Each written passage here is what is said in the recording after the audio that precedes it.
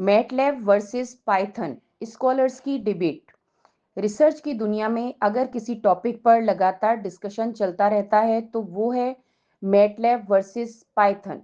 हर scholar का इस पर अपना ओपिनियन होता है। कुछ कहते हैं मैटलैब ज़्यादा पावरफुल है तो कुछ का मानना है कि पाइथन फ्यूचर है।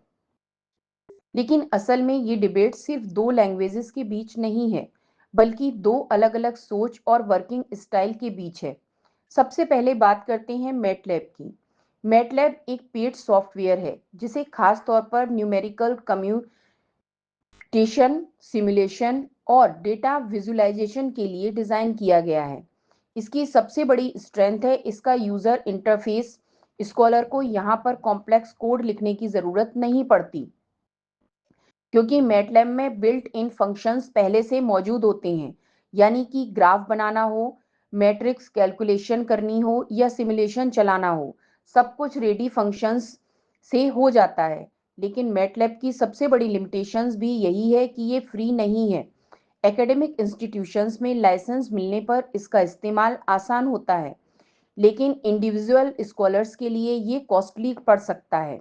इसके अलावा मैटलैब क्लोज्ड सोर्स है, यानी स्कॉलर इसके कोर सिस्टम को कस्टमाइज नहीं कर सकता। अब बात करते हैं पाइथन की। ये ओपन सोर्स है, यानी पूरी तरह फ्री। पाइथन का इकोसिस्टम बहुत बड़ा है। इसमें आपको हर रिसर्च डोमेन के लिए रेडी लाइब्रेरीज मिल जाएंगी, जैसे नमपाई न्यूमेरिकल कंप्यूटेशन के लिए, पेंट्स डेटा हैंडलिंग के लिए, मैटप्लॉटलिब विजुअलाइजेशन के लिए और टेंसरफ्लो या पाईटॉर्च मशीन लर्निंग के लिए। पाइथन की सबसे बड़ी स्ट्रेंथ है फ्लेक्सिबिलिटी।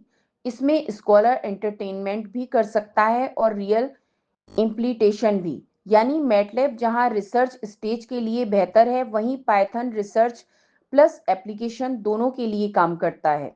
लेकिन पाइथन की वीकनेस भी स्कॉलर्स को परेशान करती है।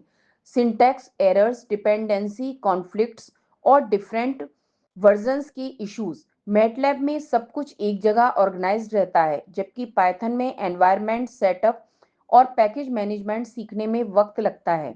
यही वजह है कि बिगनर्स को पाइथन पहले थोड़ा टफ लगता है।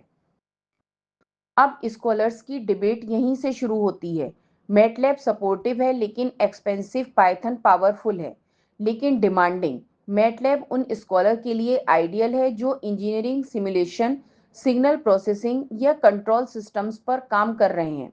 वहीं पाइथन उन स्कॉलर्स के लिए परफेक्ट है जो डेटा साइंस, एआई या डीप लर्निंग जैसी फास्ट इन्वॉल्विंग फील्ड्स में रिसर्च कर रहे हैं। एक हिडन ट्रुथ यह भी है कि कई स्कॉलर्स मैटलैब से शुरुआत करते हैं क्योंकि वो इजी इंटरफेस देता है, लेकिन जैसे जैसे उनकी रिसर्च एडवांस होती है वो पाइथन की ओर शिफ्ट हो जाते हैं, क्योंकि पाइथन में कस्टमाइजेशन और इंटीग्रेशन की आज़ादी होती है जो मैटलैब में नहीं। असल में यह डिबेट का कोई फाइनल विनर नहीं है।